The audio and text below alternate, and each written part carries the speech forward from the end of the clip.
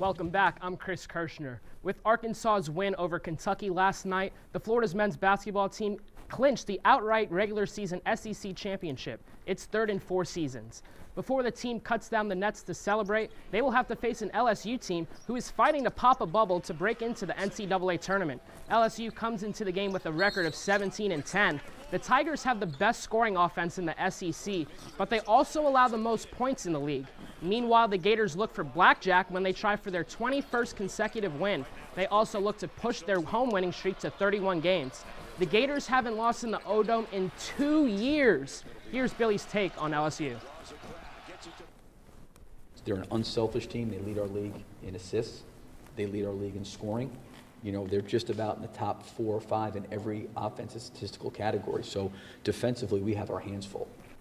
So let's take a deeper look inside those numbers Billy is talking about. Like I said earlier, LSU leads the SEC in scoring with 76.8 points per game. Florida enters the game dead middle in the SEC with 69.9 points per game.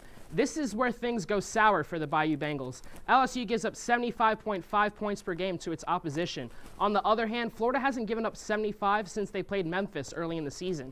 And finally, Billy's squad is second in the league with 10.3 turnovers a game. LSU with 13.3. Tigers and Gators tip off tomorrow at 4.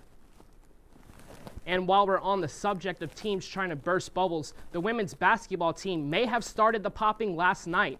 Florida snapped a 3-game losing streak in Music City, defeating Vanderbilt. Now the Gators are rewarded with having to face a shutdown Texas A&M team who've won 5 of their last 6. The Aggies are second in the SEC when it comes to scoring defense. For the Gators to enter the madness that is March, they will need to upset the Aggies on Sunday.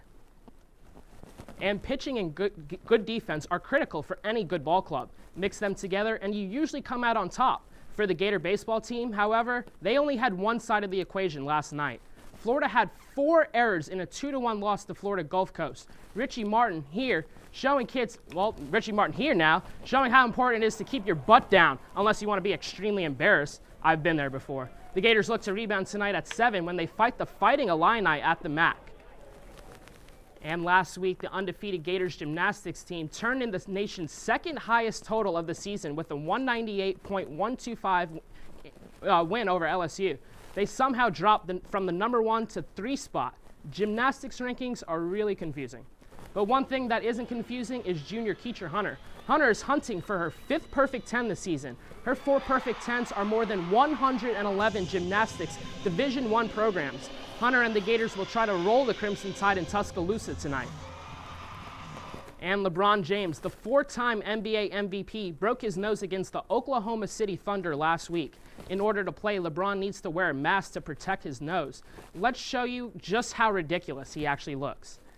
Is it Jim Carrey from The Mask? The Legend of Zorro? No, it's LeBron James. No, wait, I mean LeBron James. Anyways, Heat and the mysterious masked man can't save Gotham City after all. LeBron isn't the hero Miami deserves, but he's the hero they need. Miami beats New York 108-82. And guys, I just can't get over how ridiculous LeBron looks with that mask. I don't know. I mean, I think it's pretty cool, though. I mean, he got a lot of people talking about him. He could have picked clear, but he picked black instead. Let's call more attention to myself. Why not? Yeah, and who knows? I mean, with LeBron's popularity, he could be starting a new trend, out with the clear masks. Who knows? Thanks, Chris. More news after the break. Stay with us.